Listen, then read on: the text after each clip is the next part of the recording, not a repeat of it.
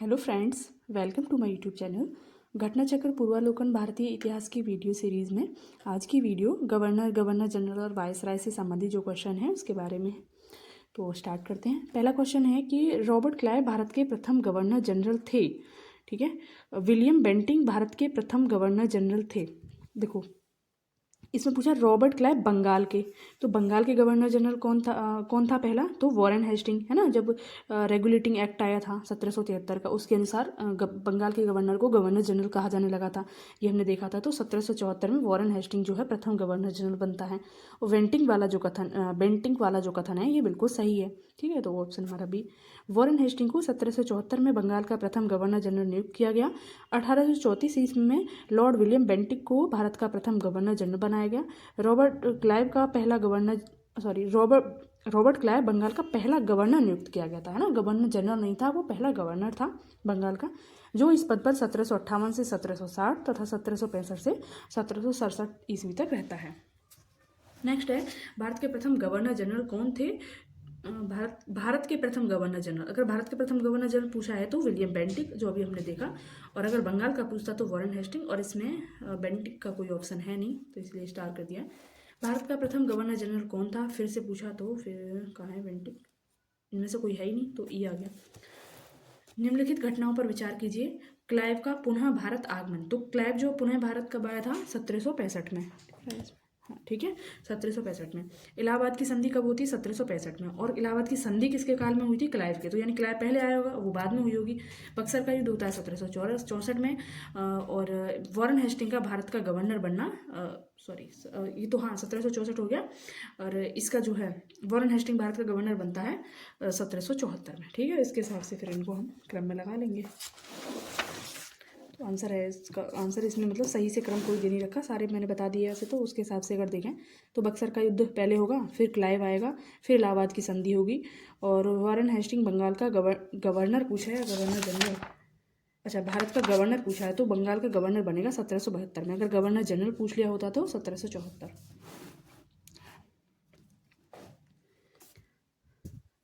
निम्न कथनों में से कौन सा सही नहीं है? ये ध्यान रखना है, मतलब इसमें से 3 सही है और 1 सही नहीं है। जन प्रशासन की नींव वॉरेन हेस्टिंग द्वारा मजबूती से रखी गई, जिस पर ऊपरी संरचना कॉर्नवालिस ने की, तो ये सही है, ये हमने देखा था, सीधा सीधा यही सेम लाइन थी।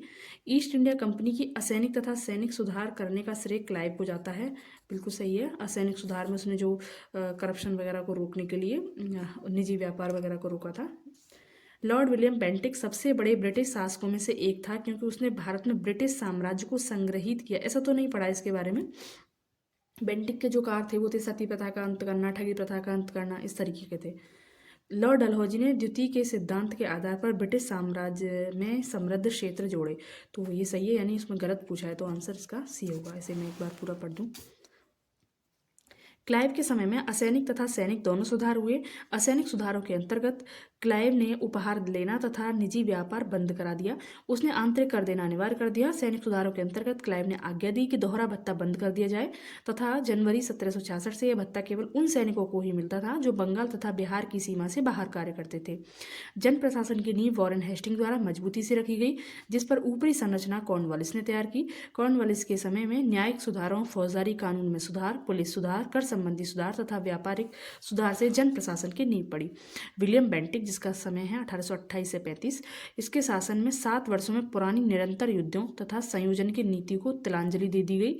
भारत के इतिहास में बेंटिक का नाम सामाजिक तथा प्रशासनिक सुधारों के कारण स्मरण किया जाता है।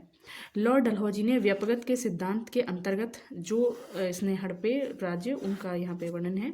सतारा, जैतपुर, संबलपुर, बघाट, उदयपुर, झांसी तथा नागपुर।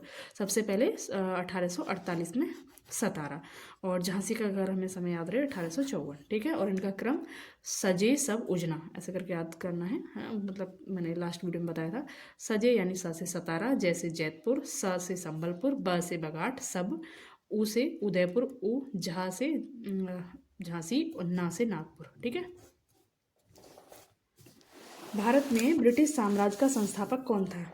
तो भारत में ब्रिटिश साम्राज्य का संस्थापक लॉर्ड क्लाइव, जो प्लासी का युद्ध हुआ था उसके समय पे।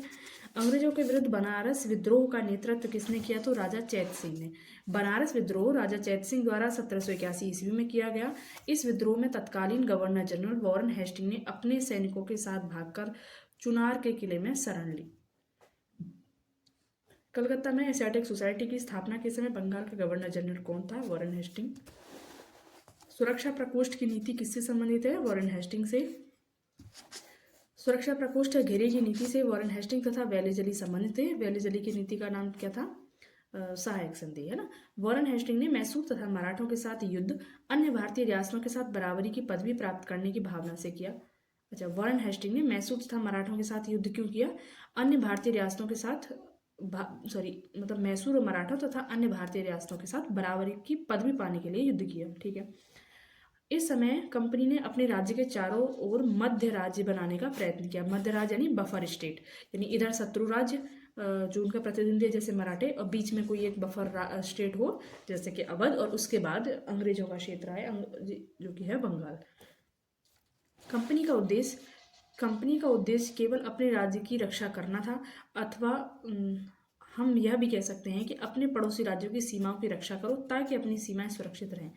उस समय भय मुख्यतः अफगानों और मराठों से था, इसीलिए कंपनी ने अवध की रक्षा व्यवस्था के कार्य को इस शर्त पर संभाला कि अवध का नवाब उस व्यय का बोझ उठाए, और इस प्रकार अवध की रक्षा बंगाल की रक्षा थी।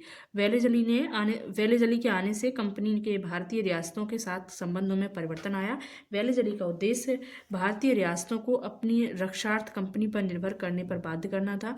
उसने भारतीय रियासतों को अंग्रेजी राजनीतिक शक्ति के सैनिक रक्षा के घेरे में लाने का प्रयत्न किया। कुल मिलाकर सुरक्षा प्रकोष्ठ नीति क्या थी कि अपनी सीमा सुरक्षा को मजबूत करना, यानी उसकी सीमा से लगे हुए जो क्षेत्र थे वो भी अगर अंग्रेज यानी अंग्रेजों का जो क्षेत्र है वो बंगाल हो गया। बंगाल की सीमा सुरक्षा को सुनिश्चित करने का मतलब है कि बंगाल की सीमा से जो राज्य लगे हैं उनको अंग्रेजी खेमे में लाना है। नहीं, सीधे रूप से तो विलय नहीं करना, लेकिन ये लोग क्या कर रहे हैं, इन्होंने सुरक्षा प्रकोष्ठ नीति के अंतर्गत अपनी सेना वहां रख दी। तो यानी अब अवध की सुरक्षा सुनिश्चित हो गई। अवध की सुरक्षा सुनिश्चित है तो बंगाल की भी सुरक्षा सुनिश्चित है। ठीक है। रिंग फेस नीति, यानी यही सुरक्षा प्रकोष्ठ वाली नीति, इसका संबंध किससे है? तो वॉरेन हेस्टिंग से। निम्नलिखित में से किसने द्वैध शासन प्रणाली को समाप्त किया? वॉरेन हेस्टिंग ने। और शुरू किसने किया था इसको? क्लाइव ने। ठीक है। वॉरेन हेस्टिंग के कार्यकाल में 1772 में कोर्ट ऑफ डायरेक्टर ने दोहरी शासन प्रणाली को समाप्त करने का निर्णय लिया तथा कलकत्ता परिषद एवं उसके प्रधान को आज्ञा दी कि वे स्वयं दीवान बने और बंगाल, बिहार तथा उड़ीसा के प्रबंध को अपने हाथ में ले लें। वॉरेन हेस्टिंग ने दोनों उप दीवानों मोहम्मद रजा खां और राजा सिताब राय को पदच्युत कर दिया। द्वैध शासन की शुरुआत बंगाल में क्लाइव के समय 1765 में हुई। कुल मिला के दो बातें याद रखो कि 1765 में क्लाइव के समय द्वैध शासन की शुरुआत होती है जब इलाहाबाद की संधि होती है, और 1772 में जो है वॉरेन हेस्टिंग द्वारा इसको समाप्त कर दिया जाता है। बंगाल में दुशासन प्रणाली किसके द्वारा लागू की गई? तो क्लाइव के द्वारा। किस गवर्नर जनरल पर महाभियोग का मुकदमा चलाया गया? तो ये वॉरेन हेस्टिंग था, हालांकि इसको बाद में निर्दोष सिद्ध किया गया था। ठीक है। बस इसमें यही है और कुछ ऐसा है नहीं जो इसमें से पढ़ूं। निम्नलिखित में से किस ब्रिटिश संसद में महाभियोग का मुकदमा निम्नलिखित में से किस पर ब्रिटिश संसद में महाभियोग का मुकदमा चलाया गया? तो वॉरेन हेस्टिंग। वेलोर का विद्रोह किस गवर्नर जनरल के समय हुआ था? तो जॉर्ज बार्लो। ठीक है। बार्लो और वेलोर सेम सा लग रहा है, याद करना भी आसान है। 1806 ईस्वी में वेल्लोर, इसे वेल्लोर भी कहते हैं, मद्रास सेना के भारतीय सैनिकों ने एक विशेष प्रकार की पगड़ी पहनने, दाढ़ी मुंडवाने तथा तिलक न लगाने के विरुद्ध विद्रोह किया। इस समय गवर्नर जनरल जॉर्ज बार्लो था। ठीक है। इसी के काल में बैंक ऑफ कलकत्ता की स्थापना भी हुई। वेल्लोर के विद्रोह को 1857 की क्रांति का पूर्वगामी भी माना जाता है। प्रथम सैनिक विद्रोह भी इसी को माना जाता है, वेल्लोर विद्रोह को। कारण था इसका वही जो धार्मिक चिन्ह थे उनको धारण करने से मना करना। भारत में न्यायिक संगठन की स्थापना किसने की थी? तो कॉर्नवालिस ने की थी। दीवानी और फौजदारी न्यायालयों के श्रेणीबद्ध संगठन के जरिए न्याय प्रदान करने की एक नई व्यवस्था की नींव अंग्रेजों ने रखी। इस व्यवस्था को वॉरेन हेस्टिंग ने आरंभ किया, मगर कॉर्नवालिस ने इसे और सुदृढ़ बनाया। 1793 ईस्वी की कॉर्नवालिस संहिता शक्तियों के पृथक्करण के सिद्धांत पर आधारित थी। तो कॉर्नवालिस कोड हमें याद रखना है, और इसमें क्या था, शक्तियों के पृथक्करण का सिद्धांत था, यानी जो राजस्व शक्तियाँ थी और जो न्यायिक शक्तियाँ थी उन दोनों को अलग कर दिया गया, और जो जिला मजिस्ट्रेट को जो सारी शक्तियाँ दे रखी थी पहले, न्यायिक और ये राजस्व वाली, यानी दीवानी और फौजदारी दोनों दे रखी थी, वो समाप्त कर दी गई। वो उस पर जो शक्तियाँ रही वो राजस्व शक्तियाँ रही। मजिस्ट्रेट नहीं, सॉरी, जिला कलेक्टर, मैंने अभी जिला मजिस्ट्रेट बोल दिया, यानी जिला कलेक्टर जो था उसको ये सारी शक्तियाँ दे दी गई थी। तो जिला कलेक्टर से न्यायिक शक्तियों को छीन लिया गया था। निम्नलिखित में से किस गवर्नर जनरल ने भारत की प्रसंविधाबद्ध सिविल सेवा का सृजन किया, जो कालांतर में भारतीय सिविल सेवा के नाम से जानी गई। यानी प्रसंविधाबद्ध का मतलब है covenanted civil service of India. तो इसका सृजन किया था कॉर्नवालिस ने, यानी सिविल सेवा का जनक भी इसी को बोला जाता है, इसीलिए बस वही इसमें लिखा है। भारतीय लोक सेवा का प्रवर्तन किसने किया, तो यही अभी सेम क्वेश्चन कॉर्नवालिस के समय में। 18वीं शताब्दी के उत्तरार्ध में किसे प्रायः कंपनी बहादुर की शान शौकत का स्थानीय प्रतिनिधि कहा गया, तो दरोगा को। 1793 ईस्वी में लॉर्ड कॉर्नवालिस ने जमींदारों को उनके पुलिस कर्तव्यों से अलग कर प्रत्येक 20 से 30 वर्ग मील के क्षेत्र में थाना स्थापित किया। यानी देखो, जमींदारों को उसके पुलिस कर्तव्यों से पृथक किया और जिला कलेक्टर को उसके न्यायिक कारण से पृथक किया, है ना। तो कॉर्नवालिस के समय में इस तरीके से शक्तियों का पृथक्करण जो हुआ है वो ध्यान रखना है। तो इसने पुलिस कार्य किसको सौंपे, दरोगा को सौंपे, ठीक है। तो इसने क्या किया कि 20 से 30 वर्ग मील के क्षेत्र में थाना स्थापित किया। दरोगा नामक पुलिस अधिकारी नियुक्त किया गया। दरोगा की नियुक्ति एवं पर्यवेक्षण मजिस्ट्रेट द्वारा किया जाता था। किसान दरोगा को कंपनी बहादुर की शान शौकत का स्थानीय प्रतिनिधि मानते थे, ठीक है। लॉर्ड कॉर्नवालिस की कब्र कहाँ है, गाजीपुर, ये हमें याद रखनी है क्योंकि ये यूपी स्पेशल का भी क्वेश्चन बनता है। और इसमें कुछ है नहीं। अच्छा, इसमें दे रखा है कि इसे भारत में इस्तमरारी अथवा स्थायी बंदोबस्त, न्यायिक संहिता एवं भारतीय लोक सेवा के प्रवर्तक के रूप में जाना जाता है। तो स्थायी बंदोबस्त इसका महत्वपूर्ण है। लॉर्ड वेलेस्ली द्वारा लागू की गई सहायक संधि व्यवस्था के बारे में निम्नलिखित में से कौन सा कथन लागू नहीं होता, यानी गलत इसमें चूज करना है हमें। दूसरों के खर्च पर एक बड़ी सेना बनाए रखना, ये तो बिल्कुल बात सही है। यानी जिस राज्य में सेना रखी गई है, अंग्रेजों की सेना जिस राज्य में रखी गई है सहायक संधि के अंतर्गत, सेना तो वो अंग्रेजों की है, लेकिन उसका खर्च कौन उठाएगा, वहाँ का राजा, ठीक है। भारत को नेपोलियन के खतरे से सुरक्षित करना, ये भी सही है। कंपनी के लिए एक नियत आय का प्रबंध करना, आय से इसका कोई ऐसा लेना देना नहीं था। भारतीय रियासतों के ऊपर ब्रिटिश सर्वोच्चता स्थापित करना, ये भी सही है। तो इसमें जो गलत होगा वो सी होगा। लॉर्ड वेलेस्ली ने भारतीय राज्यों को अंग्रेजी राजनीतिक परिधि में लाने के लिए सहायक संधि प्रणाली का प्रयोग किया। उस समय फ्रांस के विरुद्ध यूरोपीय शक्तियों का बना हुआ मोर्चा छिन्न भिन्न हो चुका था। नेपोलियन मिस्र तथा सीरिया को विजित कर चुका था और गंभीरतापूर्वक भारत पर आक्रमण करने की सोच रहा था। ऐसी परिस्थिति में वेलेस्ली ने भारत में सहायक संधि प्रणाली का प्रयोग किया, जिससे अंग्रेजी सत्ता की श्रेष्ठता स्थापित हो गई और नेपोलियन का भय भी टल गया। सहायक संधि की शर्तों में एक शर्त यह थी कि संधि को स्वीकार करने वाली रियासत कंपनी की एक सेना को रखेगी, जिसका सारा खर्च राज्य को देना होगा। इस सेना को चलाने का अधिकार केवल कंपनी का होगा। सहायक संधि को स्वीकार करने वाला राज्य किसी भी यूरोपीय या अंग्रेजों के दुश्मनों की सहायता नहीं करेगा और उनके किसी भी व्यक्ति को नौकरी नहीं देगा, ठीक है। देखो, मेंस में भी अगर ऐसे क्वेश्चन आता है ना कि अंतर्राष्ट्रीय स्थितियों से भारत में जो शासन था वो कैसे प्रभावित हो रहा था, है ना, तो उसी का एक एग्जांपल देखने को मिल रहा है हमें यहाँ पे सहायक संधि।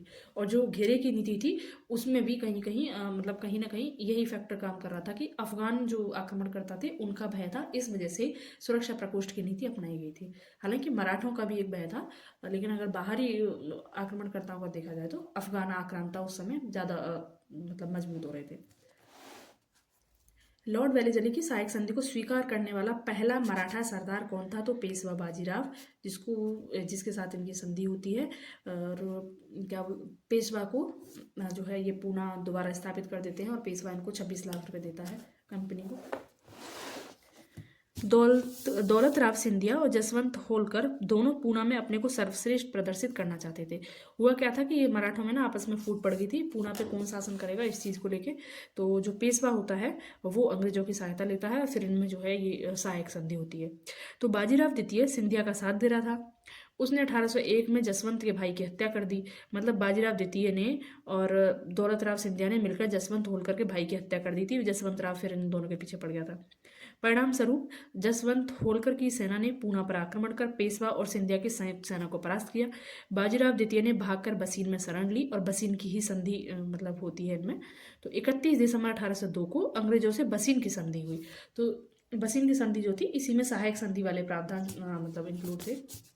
संधि के अनुसार पेशवा बाजीराव द्वितीय ने अंग्रेजों की संरक्षता स्वीकार कर ली। यह संधि मराठों द्वारा अंग्रेजों के साथ की गई प्रथम सहायक संधि थी। 1802 की बसीन की संधि पर हस्ताक्षर किसके मध्य हुए? अंग्रेजों और बाजीराव द्वितीय। सहायक संधि को स्वीकार करने वाला पहला शासक था तो अवध का नवाब। अब इसमें लिखा है कि सहायक संधि को स्वीकार करने वाला पहला शासक था अवध का नवाब, लेकिन अगर वैली जली की सहायक संधि को स्वीकार करने वाला पूछा जाए तो वो होगा हैदराबाद। ठीक है। अब इसमें जो है ना सहायक संधि वाले प्रावधान क्या है भाई? सहायक संधि में था कि अंग्रेजों की सेना रखी जाएगी उसी के खर्चे पे, और बाहर के अगर यूरोपीय वगैरह से संबंध बनाने या नहीं बनाने ये चीज़ भी अंग्रेज डिसाइड करेंगे। इस तरीके के प्रावधान थे सहायक संधि में। तो ऐसी वाली संधि 1765 में अवध के नवाब के साथ हो ही रखी थी। तो इसलिए अगर ऐसा क्वेश्चन आएगा सहायक संधि को स्वीकार करने वाला पहला शासक तो वो होगा अवध का नवाब, और अगर पूछा जाए कि वैली जली की सहायक संधि स्वीकार करने वाला तो वो होगा हैदराबाद। ठीक है। सहायक संधि को किसके काल में क्रियान्वित किया गया? तो वेलेजली के काल में। निम्न में से सहायक संधि स्वीकार नहीं की थी। तो सहायक संधि किसने स्वीकार नहीं की थी? हैदराबाद का तो हमने देख ही लिया। इसमें मैसूर ने भी की थी और इन्होंने भी की थी, शायद इंदौर ने भी की, इंदौर के होलकर ने भी आई थिंक की थी, देख ली थी उसने, की थी इंदौर के होलकर ने, यानी इन सब ने ही की थी। तो लॉर्ड वेलेजली ने भारतीय राज्यों को अंग्रेजी राजनीति परिधि में लाने के लिए सहायक संधि प्रणाली का प्रयोग किया, और वेलेजली का समय है 1798 से 1805। जिन राज्यों ने वेलेजली की सहायक संधि स्वीकार की वे थे हैदराबाद, मैसूर, तंजौर, अवध, पेशवा, बरार के भोसले, सिंधिया, इंदौर के होलकर, जोधपुर, जयपुर, मच्छेरी, बूंदी और भरतपुर। सहायक संधि व्यवस्था को स्वीकार करने वाले प्रथम भारतीय देशी शासक कौन थे? तो हैदराबाद के निजाम। निम्नलिखित पर विचार कीजिए। जिन्होंने लॉर्ड वेलेजली के साथ सहायक संधि की थी और उनके द्वारा किए गए संधियों का सही कालानुक्रम नीचे दिए गए कूट से पता कीजिए। सबसे पहले हैदराबाद ने की थी, तो सबसे पहले तो ये हैदराबाद ही आएगा। उसके बाद मैसूर, ठीक है, जो 99 में युद्ध होता है 1799 में, मैसूर ने, और अवध उसके बाद में, और फिर सिंधिया। ठीक है, वेलेजली की सहायक संधि पूछे ना तो इसलिए अवध बाद में आया। भारतीय राज्यों पर अंग्रेजी प्रभुत्व स्थापित करने के लिए किसने प्रशासन में सहायक संधि प्रणाली का सूत्रपात किया? तो सहायक संधि प्रणाली किसने शुरू की थी? तो वेलेजली ने। ईस्ट इंडिया कंपनी का राजपूत राज्यों से सहायक संधि करने का मुख्य उद्देश्य क्या था? शत्रुओं के विरुद्ध सैनिक सहायता प्राप्त करना, मराठा पिंडारी आक्रमण से इन राज्यों की सुरक्षा करना, खिराज के रूप में धन प्राप्त करना, अंग्रेजों की प्रभुसत्ता स्थापित करना। तो इसमें जो आंसर आएगा वो अंग्रेजों की प्रभुसत्ता स्थापित करना आएगा। सहायक संधि के बारे में हमने कई बार पढ़ लिया कि सहायक संधि के प्रावधान क्या थे। निम्नांकित युग्मों में से कौन सा सही सुमेलित नहीं है? तो बक्सर का युद्ध 1764, बिल्कुल सही बात है। सहायक संधि का पूछा है तो सहायक संधि वेलेजली के समय में हुई थी, और वेलेजली कब आया था? 1798 और 1805 तक रहता है, और इसमें दे रखा 1863, तो ये गलत हो जाता है ना। और आते ही इसने सहायक संधि लागू भी कर दी थी। भारत में ईस्ट इंडिया कंपनी का एकाधिकार 1833 में हो जाता है। ब्रिटिश नागरिक एवं कंपनियों के लिए भारत में व्यापार का खोला जाना 1813, यानी 1813 में एक एक्ट आता है और 1833 में आता है। तो 1813 में जो एक्ट आता है उसमें ये कहा गया कि ब्रिटिश नागरिक और अन्य कंपनियां जो हैं वो भी भारत के साथ व्यापार कर सकती हैं। इससे पहले ये था कि ईस्ट इंडिया कंपनी ही करेगी। ठीक है। उस समय जब नेपोलियन की शक्ति के सामने यूरोप में साम्राज्य धराशायी हो रहे थे, नीचे लिखे गवर्नर जनरलों में से किस एक ने भारत में ब्रिटिश पताका फहराई रखी? तो वेलेजली। कैसे याद रखा जाएगा कि वेलेजली की जो सहायक संधि है उसका एक कारण क्या है? नेपोलियन से सुरक्षा। तो नेपोलियन के समय यहाँ पे कौन सा गवर्नर जनरल रहा होगा? तो वेलेजली। ठीक है। लॉर्ड वेलेजली ने भारत की ओर 1797 में प्रस्थान किया, जो कि आंग्ल इतिहास में संभवतः सबसे अंधकारमय समय था। फ्रांस के विरुद्ध यूरोपीय शक्तियों का बना हुआ मोर्चा छिन्न भिन्न हो चुका था। नेपोलियन मिस्र तथा सीरिया को विजित कर चुका था। तथा गंभीरतापूर्वक भारत पर आक्रमण करने की सोच रहा था। ऐसी स्थिति में वेलेजली ने भारत में सहायक संधि प्रणाली का प्रयोग किया, जिससे अंग्रेजी सत्ता की श्रेष्ठता स्थापित हो गई और नेपोलियन का भय भी टल गया। ठीक है। आंग्ल नेपाल युद्ध जिसके शासनकाल में हुआ था वह है, आंग्ल नेपाल का युद्ध जो हुआ था लॉर्ड हेस्टिंग के समय में 1814 से 1816 ईस्वी में। लॉर्ड हेस्टिंग के गवर्नर जनरल काल यानी 1813 से 1823, तो हेस्टिंग का समय है 1813 से 1823, जो कि 1815 की सुगौली की संधि से समाप्त हुआ। यानी जो आंग्ल नेपाल युद्ध था वो किससे समाप्त होता है? सुगौली की संधि से। और सुगौली की संधि हुई कब? 1815 में।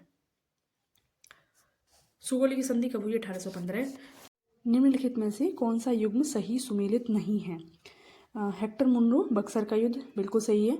लॉर्ड हेस्टिंग आंग्ल नेपाल युद्ध ये भी ठीक है, अभी हमने थोड़ी देर पहले देखा। वेलेजली चतुर्थ आंग्ल मैसूर युद्ध ये भी ठीक है। लॉर्ड कॉर्नवालिस तृतीय आंग्ल मराठा युद्ध। देखो कॉर्नवालिस का अगर थोड़ा बहुत भी आइडिया होना तो वॉरेन हेस्टिंग के जस्ट बाद आता है लॉर्ड कॉर्नवालिस था ना। तो वॉरेन हेस्टिंग जो कि रेगुलेटिंग एक्ट के समय था 1773 से 1785, और लॉर्ड कॉर्नवालिस है 1786 से 1793, इतना तो पता है। ठीक है, तो इसका समय बहुत पहले का है। और अगर तृतीय आंग्ल मराठा युद्ध की बात करें तो 1817 से 1818, तो ये इसके समय तो हो ही नहीं सकता, तो ये वाला इसमें गलत हो जाएगा। तो इसके समय कौन था? 1817 से 1818 में लॉर्ड हेस्टिंग ही था, जो कि नेपाल युद्ध के समय था। ठीक है। तृतीय आंग्ल मराठा युद्ध 1817 से 1818 ईस्वी में लॉर्ड हेस्टिंग के समय में हुआ, न कि लॉर्ड कॉर्नवालिस के समय में।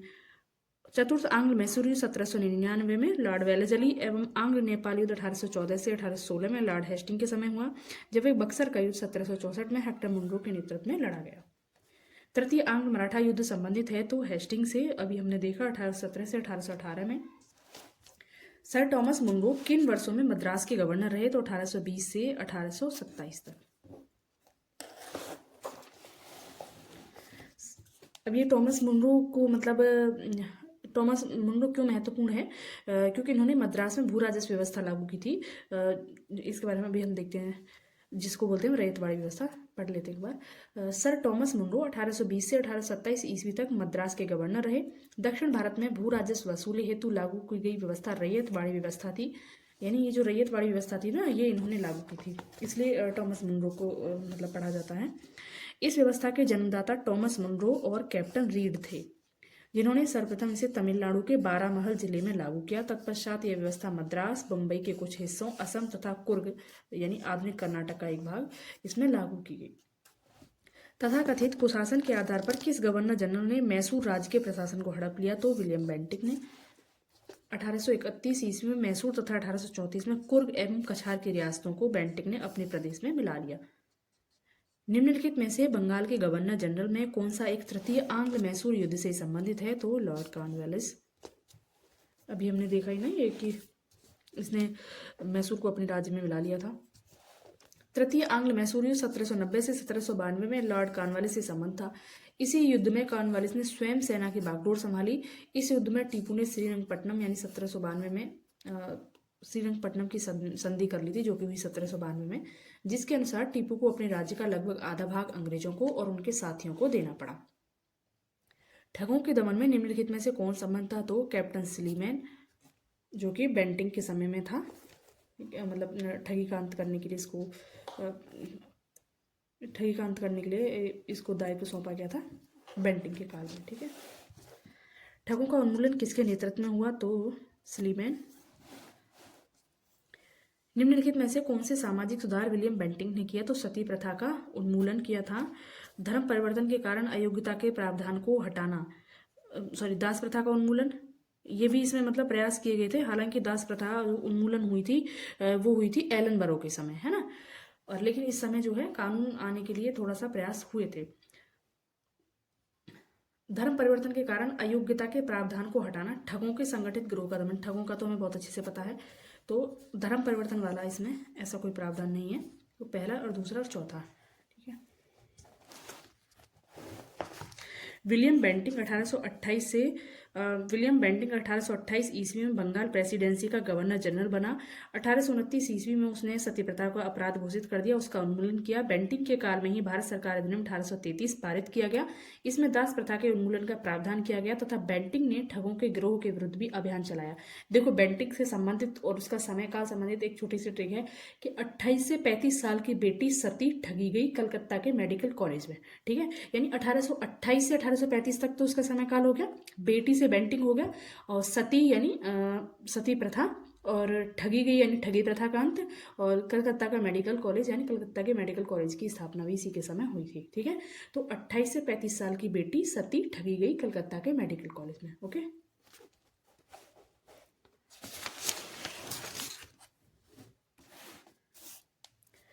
सती प्रथा पर पाबंदी किसने लगाई? बेंटिक ने। सती प्रथा को गैर कानूनी घोषित किया बेंटिक। विलियम बेंटिक द्वारा सती प्रथा किस वर्ष समाप्त की गई? तो 1829 में। हिल असेंबली प्लान किसके द्वारा आदिवासी उन्नति के लिए किया गया था? तो क्लीवलैंड ने। ठीक है, संथाल परगना के राजमहल क्षेत्र के प्रथम ब्रिटिश कलेक्टर ऑगस्टस क्लीवलैंड द्वारा आदिवासियों की उन्नति हेतु हिल असेंबली प्लान को कार्यान्वित किया गया। इसके अंतर्गत आदिवासी मुखियाओं को सीमित न्यायिक शक्तियां भी सौंपी गई। 1796 ईस्वी के रेगुलेशन फर्स्ट द्वारा इस व्यवस्था को विनियमित करने का प्रयास भी किया गया। ठीक है, इनमें से किस वर्ष बंगाल से दासों के निर्यात को रोक दिया गया? तो 1789 में। लॉर्ड डलहौजी द्वारा अवध का अंग्रेजी राज्य में विलय निम्न में से किस रीति से हुआ था? तो कुप्रशासन का इसने आरोप लगाया था। और इसमें फिर से वही क्रम दे रखा है कि इसने कब कब कौन से राज्य हड़पे। तो सतारा, संबलपुर, बघाट, सतारा, जैतपुर, संबलपुर, बघाट, उदयपुर, झांसी और नागपुर। झांसी जो है 1857 की जो क्रांति होती है उससे अगर हम देखें तो 57 की क्रांति होती है 3 साल पहले है, और सतारा 1848। एक दो बस इनके मतलब सन याद रहे, बाकी का क्रम याद रहे तो काफ़ी है। बघाट रियासत का ब्रिटिश में विलय कब हुआ? तो 1850 में। निम्न में से किस देसी रियासत को अंग्रेजों ने अपने क्षेत्र में नहीं मिलाया? तो किस देसी रियासत को? तो ग्वालियर को इन्होंने नहीं मिलाया था। सिंध का हमने पढ़ा था, सिंध के प्रति कुशल अकर्मण्यता की नीति, फिर उसके बाद में अग्रगामी नीति आती है। अवध तो अभी हमने देखा ही है, और सतारा भी देखा इसमें, तो ग्वालियर को इन्होंने नहीं मिलाया था। ब्रिटिश साम्राज्य में अवध का विलय हुआ 1856 में। वाजिद अली के साथ, मतलब इस समय नवाब कौन था? वाजिद अली शाह। विलय का सिद्धांत के तहत निम्नलिखित राज्यों के विलय पर विचार कीजिए, उन्हें काल क्रमानुसार व्यवस्थित कीजिए। सजे सब उजना, जे है नहीं, सजे सब ही नहीं है, ब उ झ। ठीक है, तो 1 3 4 2, 1 3 4 2 यानी सी। 1849। अब इसमें देखा है कि कौन सुमेलित है, तो इसमें जो सही है 1856 यानी अवध का विलय। देखो, अवध का विलय इंपॉर्टेंट है, झांसी का पता होना चाहिए, और सबसे पहला वाला जो है सतारा, ये पता होना चाहिए। बाकी तो थोड़ा थोड़ा हम अंदाजा लगा सकते हैं। ठीक है, तो सतारा वाला है 1848 में, पंजाब का दे रखा, तो इसमें ये गलत कर दिया। झांसी का पता होना चाहिए, झांसी जो है 3 साल पहले है जब 1857 की क्रांति होती है, तो 1854 है वो, तो ये गलत हो जाएगा। ठीक है, इसमें पूछा सही। और सतारा का भी पता होना चाहिए, सतारा पहला है इसलिए, और झांसी मतलब क्योंकि रानी लक्ष्मीबाई यहाँ का नेतृत्व कर रही थी वहाँ, इसलिए पता होना चाहिए। और अवध जो है, अवध का जो विलय किया गया था वो मतलब गलत तरीके से किया गया था। वास्तव में वहाँ पे ऐसा कुछ था नहीं, जो उन्होंने आरोप लगाए थे कि यहाँ पे कुप्रशासन है इत्यादि, इसलिए हम अवध का भी याद करते हैं। निम्नलिखित में से किसने विलय की नीति नियोजित एवं क्रियान्वित की? तो डलहौजी ने। ब्रिटिश द्वारा कुप्रशासन का बहाना लेकर निम्नलिखित प्रांतों में से किस एक का शासन हटा दिया गया? तो अवध का। भारत में ब्रिटिश शासन के दौरान निम्नलिखित राजसी राज्यों के विलय क्रम पर विचार कीजिए। सेम क्वेश्चन फिर से, सजे सब गुजना याद रखना है, उसी के अनुसार 3 2 1 आंसर बनेगा हमारा। लॉर्ड डलहौजी की विलय नीति का प्रथम शिकार निम्नलिखित में से कौन हुआ था? तो पहली बार अगर देखें तो सतारा, जो 1848 में। डलहौजी की व्यपगत सिद्धांत के अंतर्गत विलय किया गया प्रथम राज्य सतारा। जेम्स एंड्रूज रैमजे भारत के किस गवर्नर जनरल का वास्तविक नाम था? तो डलहौजी का वास्तविक नाम था, ये ध्यान रखना है, जेम्स एंड्रूज रैमजे। अंग्रेजों द्वारा सिंध विजय संपन्न हुई, तो सिंध विजय एलन बरो के समय संपन्न हुई थी। गवर्नर जनरल लॉर्ड एलन बरो के काल, एलन बरो का समय काल है 1842 से 1844, ठीक है। तो एलन बरो के काल के दौरान अगस्त 1843 में चार्ल्स नेपियर ने सिंध को पूर्ण रूप से ब्रिटिश साम्राज्य में मिला लिया, यानी मिलाने वाला कौन था? Charles Napier. यह प्रथम आंग्ल अफगान युद्ध का एक प्रमुख परिणाम था। और इसके एलन बरो के समय एक महत्वपूर्ण अन्य दूसरा मतलब क्या कार्य था कि जो दास प्रथा जो है समस्त भारत में अवैध घोषित कर दी गई थी, यानी कानून आया था इसी समय में, ठीक है। किसने सिंध विजिट कर उसका अधिग्रहण किया? ठीक, तो अधिग्रहण किया था नेपियर ने। देखो 2012 में पूछ लिया कि किसके समय हुआ, और फिर 2021 में पूछ लिया कि किसने किया, तो नेपियर ने किया। किसके समय हुआ? तो एलन बरो के समय हुआ। प्रथम आंग्ल अफगान युद्ध का ये परिणाम था। सिंध पर ब्रिटिश ने कब्जा किया 1843 में। सिक्किम का भारत में विलय किसने किया? तो डलहौजी ने किया था। सिक्किम का भारत के साथ अंतर संबंध विगत इतिहास में हम 3 अवसरों पर देख सकते हैं। 10 अक्टूबर 1817 को लॉर्ड हेस्टिंग के काल में इस तिथि को सिक्किम तथा ब्रिटिश भारत के तितलिया संधि हुई थी। अच्छा, भारत मतलब ब्रिटिश भारत के साथ तितलिया संधि किसके साथ हुई थी? अगर हम देखें तो सिक्किम के साथ। कब हुई है? 1817 में, लॉर्ड हेस्टिंग के काल में। लॉर्ड हेस्टिंग वाला ना एक काल और याद रखना, नेपाल वाला युद्ध, ठीक है। और नेपाल के जस्ट बराबर में आ गया सिक्किम, तो सिक्किम भी हेस्टिंग के काल से ही संबंधित है। इसमें नेपाल से कुछ क्षेत्र सिक्किम को वापस मिलने का उल्लेख तो है, किंतु सिक्किम के किसी क्षेत्र का ब्रिटिश भारत में मिलाने का उल्लेख नहीं है। तो ये ना तितलिया संधि जो है ये याद रखनी, संधि का मिलान पूछ लिया जाता है। फिर उसके बाद में 1850 में क्या होता है कि 1850 में सिक्किम के दार्जिलिंग और तराई का कुछ भाग लॉर्ड डलहौजी के काल में ब्रिटिश भारत में मिलाया गया। यह सिक्किम का आंशिक विलय है। फिर 1975 में यानी आज़ादी के बाद सिक्किम का पूर्ण विलय स्वतंत्र भारत में हुआ। निम्नलिखित में से कौन अवध का ब्रिटिश रेजिडेंट था जब अवध का ब्रिटिश साम्राज्य में विलय हुआ? James Outram. इसी की रिपोर्ट के आधार पर कुप्रशासन का आरोप लगाया था डलहौजी ने, और उसके बाद इसका विलय कर लिया था, ठीक है, जेम्स आउटरम। भारत में प्रथम रेलवे लाइन किस ब्रिटिश गवर्नर के समय बिछाई गई? तो डलहौजी के समय में, और ये बंबई से थाने के बीच बिछी थी 1853 में। भारत में प्रथम रेल का निर्माण किन नगरों के बीच हुआ? तो बंबई से थाने। पहली रेलवे लाइन कब शुरू हुई? 1853 में। किस कंपनी ने सर्वप्रथम भारत में रेल यात्रा प्रारंभ की? तो great Indian peninsula railway. British भारतीय राज्य क्षेत्र का अंतिम प्रमुख विस्तार हुआ? तो डफरिन के समय। डफरिन जब कांग्रेस की स्थापना हो रही थी उस समय यहाँ पे डफरिन था, ये भी हमें ध्यान रखना है। 1885 ईस्वी में तृतीय आंग्ल बर्मा युद्ध और 1 जनवरी 1886 को संपूर्ण बर्मा को ब्रिटिश भारत में मिला लिया गया, जो ब्रिटिश भारतीय राज्य क्षेत्र का अंतिम प्रमुख विस्तार था। इस समय वायसराय लॉर्ड डफरिन था। मतलब कांग्रेस के समय कौन वायसराय था, ये महत्वपूर्ण क्वेश्चन हो जाता है अपने आप में। तो याद करने के लिए ऐसे समझ लो कि कोई डफर व्यक्ति था, इसलिए मतलब इतनी बड़ी जो आगे जाके इतनी बड़ी एक राजनीतिक पार्टी बनती है और उसका जो है गठन हो गया, यानी वो डफर था, इस वजह से ये लोग अपना काम कर ले। मतलब याद करने के लिए बस। पब्लिक वर्क्स डिपार्टमेंट को, यानी जो पब्लिक डिपार्टमेंट सार्वजनिक विभाग जो बना था, सार्वजनिक कार्य विभाग जो था, लोक निर्माण विभाग, उसका किसके समय में गठन हुआ? तो डलहौजी के समय में, है ना, जिसे PWD बोलते हैं। विधवा पुनर्विवाह अधिनियम किसके शासन काल में आया? तो वो आता है कैनिंग के समय में। किसके प्रयासों से? ईश्वरचंद्र विद्यासागर के प्रयासों से 1856 में आता है। तीनों चीज याद रखनी है, किसके प्रयासों से? ईश्वरचंद्र विद्यासागर के। और कब आया? 1856 में। किसके समय में आया? तो लॉर्ड कैनिंग के समय में, ठीक है।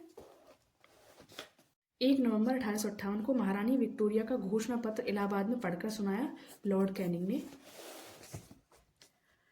निम्न में से कौन एक भारत का प्रथम वायसराय था? Lord Canning. 1 नवंबर 1858 को महारानी विक्टोरिया का घोषणा पत्र पढ़कर सुनाया लॉर्ड कैनिंग ने। कहाँ पर सुनाया था? इलाहाबाद में।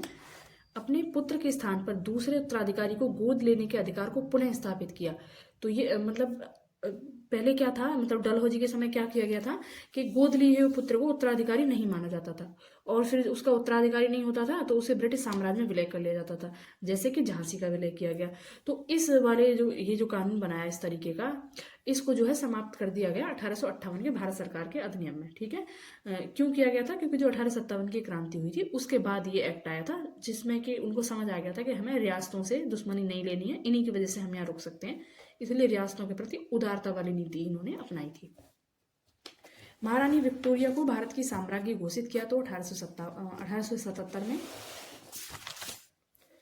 निम्नलिखित में से किस गवर्नर जनरल ने भारत में दास प्रथा को समाप्त किया? तो एलन बरो। 1843 के एक्ट 5 के द्वारा भारत में तत्कालीन गवर्नर जनरल लॉर्ड एलन बरो ने दास प्रथा का उन्मूलन किया। इसका कार्यकाल 1842 से 1844 तक था। निम्न युग्म में से कौन सा एक सही सुमेलित है? कॉर्नवालिस स्थायी बंदोबस्त से संबंधित है, बिल्कुल सही बात है।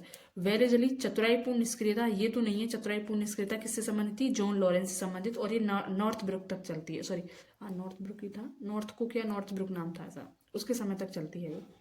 डलहौजी की सहायक संधि, सहायक संधि इसकी नहीं थी डलहौजी की, तो वो क्या बोलते हैं, हड़प नीति वगैरह व्यवगत सिद्धांत जो था वो था, ये वेलेजली की थी। लॉर्ड कैनिंग भारतीय राष्ट्रीय कांग्रेस की स्थापना के समय नहीं, अभी हमने थोड़ी देर पहले समझा था, डफरिन था। ठीक है, निम्नांकित में से किसका सुमेल नहीं है? तो कॉर्नवालिस स्थायी सेम क्वेश्चन है क्या? हाँ वही तो है।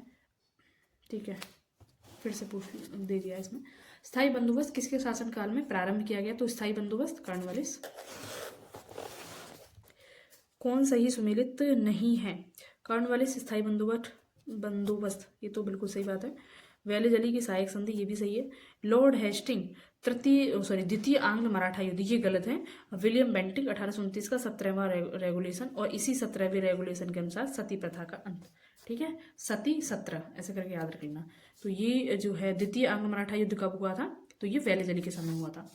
द्वितीय आंग्ल मराठा युद्ध 1803 से 1805 ईस्वी के बीच लॉर्ड वेलेजली के काल में हुआ। लॉर्ड हेस्टिंग के काल में तृतीय आंग्ल मराठा युद्ध हुआ, जो कि 1817 से 1818 तक चलता है। तृतीय आंग्ल मराठा युद्ध में मराठों के पराजय के पश्चात लॉर्ड हेस्टिंग ने पेशवा की गद्दी 1818 ईस्वी में समाप्त कर दी तथा पश्चिमी भारत में स्थित पेशवा को समस्त प्रदेश, जो पश्चिमी भारत में जो पेशवा के समस्त प्रदेश थे, उनका क्या किया? बम्बई प्रेसिडेंस में सम्मिलित कर दिया। और पेशवा को निर्वासित कर कहाँ भेज दिया गया था? बिठूर में, कानपुर के पास, यानी यूपी में। इसके अतिरिक्त कंपनी ने बुंदेलखंड, मालवा तथा शेष भारत, जिस पर पेशवाओं का प्रभुत्व था, उस पर राजनीतिक अधिकार कर लिया। पेशवाई को कब समाप्त किया? तो 1818 में। किसने समाप्त किया था? तो लॉर्ड हेस्टिंग ने। निम्नलिखित में से किसने राजपूताना की देसी रियासत के साथ 1817 से 1818 की अधीनस्थ संधि की बातचीत की? तो चार्ल्स मैटकॉफ ने। और इसे किस और चीज के लिए जाना जाता है? तो प्रेस का मुक्तिदाता के नाम से इसको जाना जाता है। राजपूताना की रियासतों के साथ 1817 से 1818 की अधीनस्थ संधि की वार्ता चार्ल्स मैटकॉफ ने की थी। लॉर्ड हेस्टिंग ने राजपूताना पर ब्रिटिश सर्वोच्चता तथा मराठों और पिंडारियों के प्रति राजपूताने की तटस्थता सुनिश्चित करने के लिए दिल्ली के तत्कालीन रेजिडेंट चार्ल्स मैटकॉफ को वार्ताकार बनाया था। निम्न में से कौन सुमेलित नहीं है? कॉर्नवालिस स्थायी बंदोबस्त बिल्कुल सही है। वेलेजली सहायक संधि, ये भी सही है। जॉन सोर वाला है ना, ये गलत है। लॉर्ड हेस्टिंग तृतीय आंग्ल मराठा युद्ध, ये भी सही है। तो आंग्ल नेपाल युद्ध जो हुआ था, ये लॉर्ड हेस्टिंग के समय हुआ था। ठीक है, मतलब ये इसके समय ये भी हुआ था, इसके समय ये भी हुआ था। ठीक है, इसके समय क्या हुआ था, मतलब जॉन सोर के समय इलाहाबाद का विलय किया था। ठीक है, और मराठों के बीच खुर्दा की लड़ाई, निजाम और मराठों के बीच खुर्दा की लड़ाई हुई थी जॉन सोर के समय में। फिर से यहाँ पे सुमेलित करने के लिए पूछ रखा है, एलन बरो ने अवध का विलीनीकरण? नहीं, एलन बरो ने नहीं किया था। लॉर्ड डलहौजी सिंध का विलीनीकरण, सही पूछा है इसमें ना, तो ये भी गलत है, ये नेपियर ने किया था। और अब है इसमें लॉर्ड वेलेजली चतुर्थ आंग्ल मैसूर युद्ध, कौन सा एक सही है? तो ये वाला सही है। जॉन सोर तृतीय आंग्ल मराठा युद्ध, ये भी गलत है। तो एलन बरो सिंध का अंग्रेजी राज्य में अगस्त 1843 में विलय, मतलब इसके समय में हुआ था। और इसको जीतने वाला कौन था? तो नेपियर था। डलहौजी कुशासन के आरोप में इसने अवध का विलय किया, कई बार हमने पढ़ लिया ये तो। वेलेजली जो है चतुर्थ मैसूर युद्ध में था। लॉर्ड हेस्टिंग तृतीय आंग्ल मराठा युद्ध में था। लॉर्ड डलहौजी अवध का विलीनीकरण। डफरिन भारतीय राष्ट्रीय कांग्रेस की स्थापना, बिल्कुल सही। विलियम बेंटिक 1833 चार्टर एक्ट 1833 का पारित होना। तो अगर इसका समय काल पता होगा तो याद हो जाएगा। 28 से 35 साल की बेटी सती ठगी गई कलकत्ता के मेडिकल कॉलेज में, याद है ना, तो उसी से हमारा ये हो जाता है। लॉर्ड लिटन प्रथम आंग्ल अफगान युद्ध का प्रारंभ होना, तो इसमें पूछा सुमेलित नहीं है, तो ये वाला सही सुमेलित नहीं है। ठीक है, तो ये अफगान युद्ध वाला जो था, ये किसके दौरान हुआ था? ऑकलैंड के समय। प्रथम आंग्ल अफगान युद्ध 1839 से 1842 ईस्वी में के मध्य शुरू हुआ। इस दौरान भारत के गवर्नर जनरल ऑकलैंड थे। लॉर्ड लिटन के समय द्वितीय आंग्ल अफगान युद्ध 1878 से 1880 में होता है, यानी लिटन जो है दूसरे आंग्ल अफगान युद्ध से संबंधित है, और ऑकलैंड जो है प्रथम आंग्ल अफगान युद्ध से संबंधित है। निम्न में से कौन चतुराईपूर्ण निष्क्रियता की नीति के साथ जुड़ा हुआ है? तो लॉरेंस चतुराईपूर्ण निष्क्रियता या कुशल अकर्मण्यता की नीति, पॉलिसी ऑफ मास्टरली इनएक्टिविटी, आंग्ल अफगान संबंधों के संदर्भ में लॉर्ड एलनबरो के काल से प्रारंभ होकर लॉर्ड नाथब्रुक के काल तक चलती रही। इस नीति को प्रायः जॉन लॉरेंस के नाम के साथ जोड़ा जाता है क्योंकि उसके वायसराय काल यानी 1864 से 1869 ईस्वी में इस नीति का अनुसरण करने का स्पष्ट अवसर मिला और इस नीति की रूपरेखा स्पष्ट रूप से निश्चित की गई। भारत में वित्तीय विकेंद्रीकरण किसने प्रारंभ किया? तो लॉर्ड मेयो ने, यानी जो स्थानीय शासन वाली जो बात होती है वो यहाँ से शुरू हो जाती है और यहीं पे हम वित्तीय विकेंद्रीकरण भी देखते हैं। भारत में अंग्रेजों के समय प्रथम जनगणना हुई थी तो मेयो के काल में हुई थी। और अगर पूछ लिया जाए कि नियमित जनगणना कब से शुरू हुई तो वो रिपन के काल में 1881 से शुरू हुई थी। वह कौन व्यक्ति था जिसने भारत में पहली बार जनसंख्या की जनगणना कराई? तो मेयो था। किस वायसराय की हत्या अंडमान निकोबार द्वीप समूह में जब वे भ्रमण कर रहे थे एक दंडित अपराधी द्वारा की गई थी? तो मेयो की हत्या की गई थी।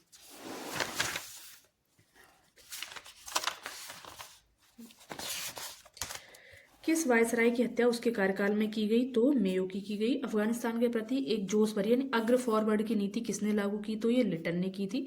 इससे पहले जो कुशल अकर्मण्यता की नीति थी वो इसने जो है पलट दी थी। अफगानिस्तान के प्रति आक्रामक नीति किस वायसराय ने अपनाई? सेम क्वेश्चन फिर से रिपीट, लॉर्ड लिटन ने। कौन भारत का वायसराय सबसे दीर्घ काल तक रहता है? तो कर्जन जो है सबसे दीर्घ काल तक रहता है, 1899 से 1905 तक, यानी 7 वर्ष तक। यानी इन चारों में सबसे ज्यादा जो रहता है वो कर्जन रहता है। डफरिन का कार्यकाल है कांग्रेस की स्थापना से 1 साल पहले और 1888 तक। लॉर्ड हार्डिंग 1910 से 1916 यानी 6 वर्ष। लॉर्ड मेयो 1869 से 1872। ठीक है, हार्डिंग का क्यों जाना जाता है? जो राजधानी थी कलकत्ता से दिल्ली कर दी गई थी, ठीक है, 1911 में। और इसी के समय जो बंगाल विभाजन वाला जो था वो अधिनियम जो था वो रद्द हो गया था। मतलब ये हार्डिंग है ना, तो हार्ड काम हुए, ऐसे याद रख लो भाई। राजधानी परिवर्तित करना कोई आसान काम है नहीं। और जो 1905 का बंगाल विभाजन हुआ, इतना ज़्यादा आंदोलन हुआ, उसको भी समाप्त किया गया। ऐसे करके हार्डिंग के साथ हम ये दोनों बातें कनेक्ट कर सकते हैं।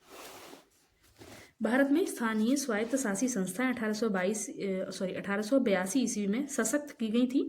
तो किसके द्वारा? रिपन के द्वारा। ये हमने देखा, ये मेयो द्वारा थोड़ा सा मतलब स्टार्टिंग की गई थी, लेकिन रिपन को ही स्थानीय शासन का जनक कहा जाता है। भारत में स्थानीय स्वायत्त शासन को किसने प्रोत्साहित किया? तो लॉर्ड रिपन ने।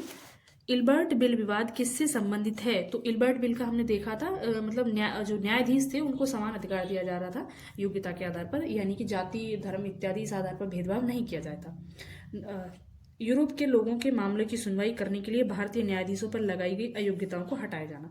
यानी इससे पहले क्या था कि यूरोप के लोगों से संबंधित अगर कोई मुकदमा है तो उसको यूरोपीय न्यायाधीश ही सुनेगा, भारतीय न्यायाधीश उसे नहीं सुन सकते थे।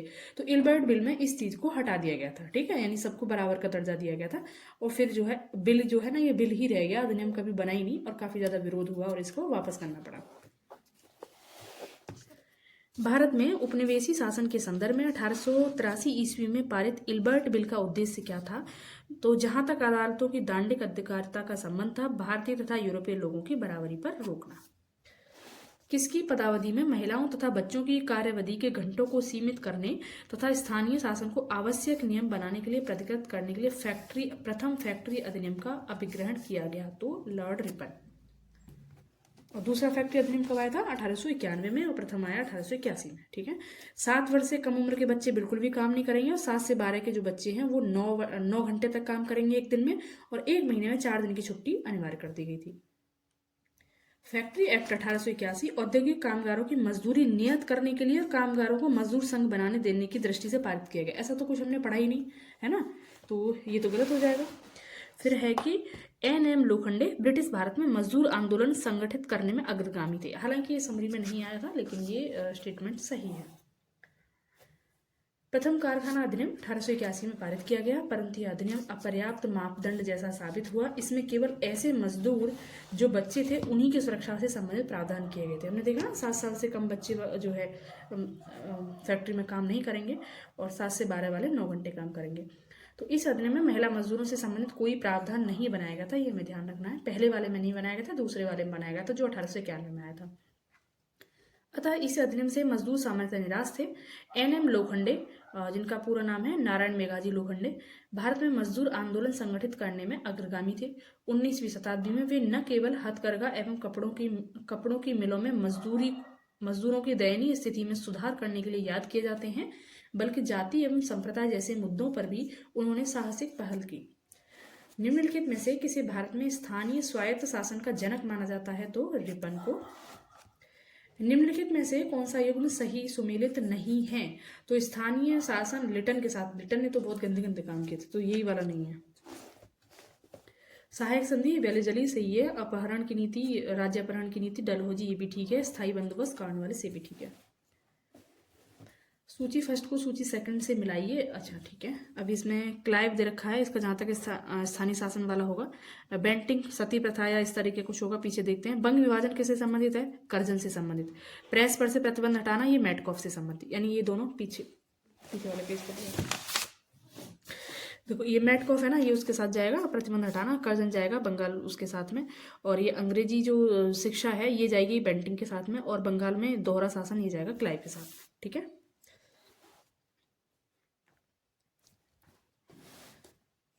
अब यहाँ पे मिलान के लिए फिर से दिया है। बेंटिंग सती प्रथा, डलहौजी व्यपगत का सिद्धांत, रिपन स्वायत्त शासन, कर्जन बंगाल का विभाजन। Very easy question. निम्नलिखित में से कौन सी जोड़ी गवर्नर जनरल और उसकी घटना से सुमेलित है? तो कॉर्नवालिस के समय रेगुलेटिंग एक्ट नहीं, ये वॉरेन हेस्टिंग के समय था। वेलेजली स्थायी बंदोबस्त, ये इससे संबंधित है। एलनबरो सिंध विजय, ये सही है। डलहौजी प्रथम अफगान युद्ध, ये गलत है। ठीक है, तो प्रथम अफगान युद्ध किसके समय में होता है? ये लॉर्ड हेस्टिंग के समय में होता है, आई थिंक।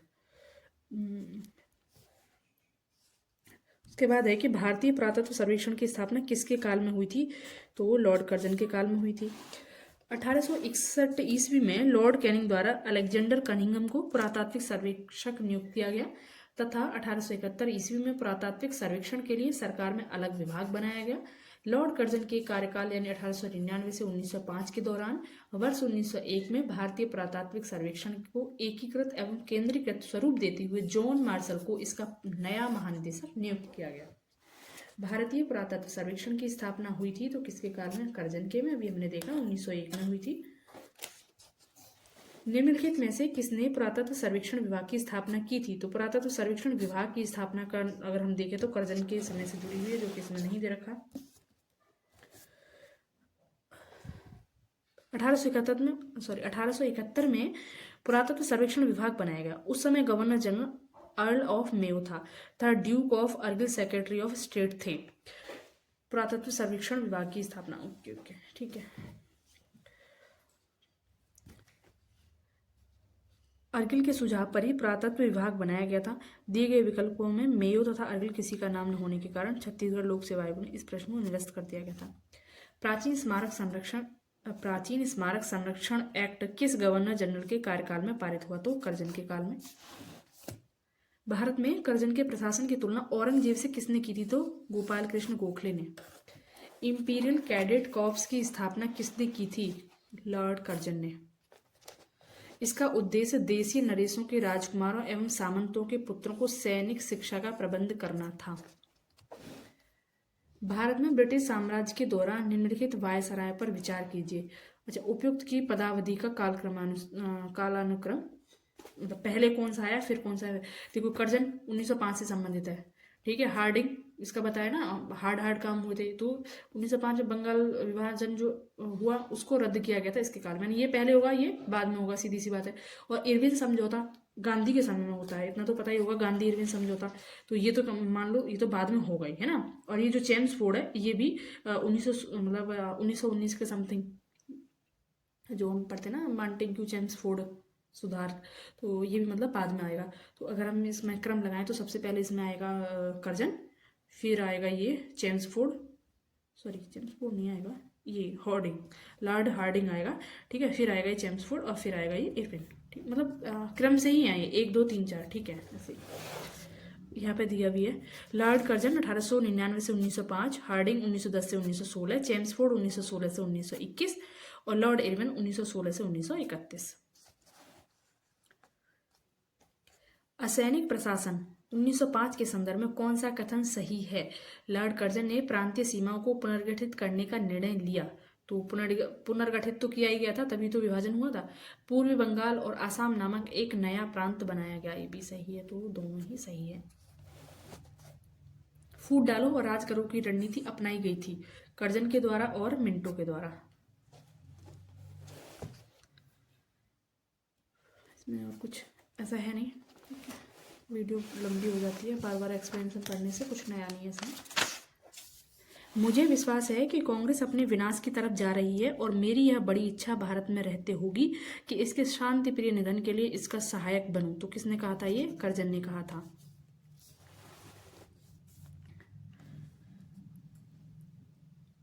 इनमें से किस गवर्नर जनरल ने सबसे पहले पृथक निर्वाचन मंडल की व्यवस्था मुसलमानों को जीतने व उन्हें कांग्रेस के विरुद्ध लड़ने के लिए की थी? तो मिंटो, मॉर्ले मिंटो सुधार 1909, याद है ना। निम्नलिखित में से कौन भारत का एकमात्र यहूदी वायसराय था? तो लॉर्ड रीडिंग। इसका समय काल है 1921 से 1926। इसके समय क्या क्या हुआ? चौरा चौरी कांड हुआ, स्वराज पार्टी का गठन हुआ और रॉलेट एक्ट का निरसन। निम्नलिखित युग्मों में से कौन सा एक सही सुमेलित नहीं है? Pitt's India Act Warren Hastings के समय पे 1784 में आता है ये, है ना। तो अगर हमें वॉरेन हेस्टिंग, हालांकि पिट्स इंडिया एक्ट के बारे में आगे बताया नहीं गया था, तो कोई नहीं, यहाँ पे हम देख लेते हैं। तो वॉरेन हेस्टिंग अगर उसका समय देखें तो वो है 1773 से 1785, यानी इसके आने से 1 साल पहले आ गया था पिट्स India act. Doctrine of left Dalhousie जुड़ा हुआ है। ये वर्नाक्यूलर प्रेस एक्ट, ये प्रेस एक्ट, इससे कर्जन नहीं जुड़ा हुआ। कर्जन का तो मेन काम क्या था? बंगाल का विभाजन, ठीक है। इल्बर्ट बिल रिपन से संबंध कौन सा सही सुमेलित नहीं? अच्छा हाँ, तो ये वाला सही सुमेलित नहीं है ना। इल्बर्ट बिल रिपन, यानी रिपन ने थोड़े अच्छे अच्छे काम किए थे और इल्बर्ट बिल जो था ये भारतीयों के फेवर में था, तो इससे रिपन जुड़ा हुआ है, ठीक है। निम्नलिखित में से कौन सा एक युग्म सुमेलित नहीं है? ठीक है, तो इसमें से ठगीकांत विलियम बेंटिक बहुत बार पढ़ लिया, इल्बर्ट बिल रिपन अभी पढ़ा है, रिंग फेंस की नीति ये भी बहुत बार पढ़ लिया, Warren Hastings. Vernacular press act ये इससे संबंधित नहीं है, मतलब ये किससे संबंधित है? लिटन से, है ना। लिटन ने काफी गंदे गंदे से काम किए थे, जिसमें से एक ये वर्नाक्यूलर प्रेस एक्ट है, इसको मुंह बंद करने वाला एक्ट भी कहते हैं। ब्रिटिश भारत की राजधानी का कलकत्ता से दिल्ली स्थानांतरण किसके काल में हुआ? हार्डिंग, है ना, काफी हार्ड काम किया था। सही जोड़े बनाइए नीचे दिए गए कूट से सही उत्तर, मतलब वही फिर से मिलान करने के लिए आया। बंगाल का विभाजन सभी जानते होंगे। कर्जन कहाँ भाग गया? कर्जन तो इसमें है ही नहीं, अरे राणा, सॉरी, 4 है, मैंने यहाँ से पढ़ लिया। चूक का सिद्धांत यानी हड़प नीति कहाँ गई है? डलहौजी। बंगाल विभाजन कर्जन हो गया। बंगाल में दोहरा शासन क्लाइव और सामाजिक सुधार बेंटिक। बहुत लंबा हो गया ना, थोड़ा सा और है। सूची फर्स्ट को सूची सेकंड से सुमेलित कीजिए, फिर से मिलान करना है।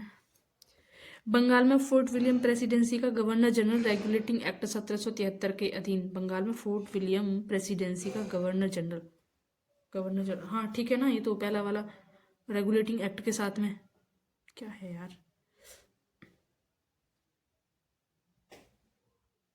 किस तरीके से दिया है, मेरे तो खुद ही समझ नहीं आ रहा। ABCD यहाँ हो गया, अच्छा ओ सॉरी, मुझे लगा कि ये वाला जो है इसका मिलान का दिया है, नहीं ये मिलान में नहीं दिया है, ये ब्रैकेट में लिख दिया है, मतलब ये पूरी स्टेटमेंट एक ही है। इसका मिलान हमें यहाँ पे करना है इसके साथ में। तो पहला वाला जो है, बंगाल में फोर्ट विलियम प्रेसिडेंसी का गवर्नर जनरल रेगुलेटिंग एक्ट 1773 के अधीन कौन था? इसमें ऐसा पूछा है क्या? एक के साथ 3, चार्ल्स कार्नवालिस का दूसरा अर्ल और पहला मार्क्स। क्या है पता नहीं, मैं बस ऐसे पढ़ दे रही हूँ, इसमें जो भी कुछ लिखा है मुझे खुद नहीं समझ आया क्या कहना चाह रहा है इसमें। दूसरा अर्ल और पहला मार्क, कॉर्नवालिस का दूसरा अर्ल, क्या मतलब है इसका? भारत का गवर्नर जनरल चार्टर एक्ट 1833 के अधीन, हाँ ठीक है, यही बना था ना, 1833 के अधीन ही बना था भारत का पहला गवर्नर जनरल, जो कि था बेंटिक, है। इसके साथ बी के साथ दो में क्या है? James Andrews brown Ramsay Dalhousie का अर्ल। भाई ये क्वेश्चन पता नहीं क्या है, इसमें मेरे तो नहीं समझ आ रहा है, इसकी एक्सप्लेनेशन एक बार देख लेती हूँ यहाँ पे। अंग्रेजों द्वारा बंगाल के अधिग्रहण के उपरांत कंपनी के कार्यों को नियंत्रित करने के लिए रेगुलेटिंग एक्ट 1773 ब्रिटिश संसद द्वारा पारित किया गया। इसी एक्ट के तहत कंपनी के गवर्नर को बंगाल का गवर्नर बनाया गया। बंगाल के प्रथम गवर्नर जनरल के रूप में वॉरेन हेस्टिंग की नियुक्ति की गई। यद्यपि विकल्प में वॉरेन हेस्टिंग नहीं है तो उसका उत्तरवर्ती कॉर्नवालिस काल क्रमानुसार उत्तर होगा। क्या ही क्वेश्चन था। सूची फर्स्ट को सूची सेकंड से सुमेल करना है। संबलपुर, सतारा, अवध और झांसी। झांसी हमने बहुत अच्छे से याद किया। 1857 की क्रांति से 3 साल पहले 1854, और सबसे पहले हुआ था सतारा, तो वो हमको याद रखना ही था 1848। और अवध भी याद रखना था क्योंकि कुशासन का आरोप लगाया था 1856। एक बचता है, ये होगा 1849 के साथ में। तो अगर हम मिलान करें तो आएगा हमारा बी, यानी बी कहाँ आ रहा है पहले, तो इसमें भी आ रहा है, इसमें भी आ रहा है, 2 1 4 3 बी हो गया। ठीक है। निम्नलिखित घटनाओं पर विचार कीजिए, उनको काल क्रमानुसार व्यवस्थित कीजिए। सिक्किम का विलय, झांसी का विलय, पंजाब का और बर्मा का कब कब हुआ। सिक्किम का विलय 1850, पंजाब का 1849, बर्मा का 1853 और झांसी का 1854। 1850 में सिक्किम का आंशिक क्षेत्र जो है ब्रिटिश भारत में विलय हुआ था। किसके काल में? डलहौजी के काल में। उसी तरह प्रथम आंग्ल बर्मा युद्ध 1826 में असम, मणिपुर, कछार, अराकान प्रांत आदि क्षेत्रों को ब्रिटिश भारत में मिला लिया गया। द्वितीय आंग्ल बर्मा युद्ध 1853 में पेंगू का विलय किया गया।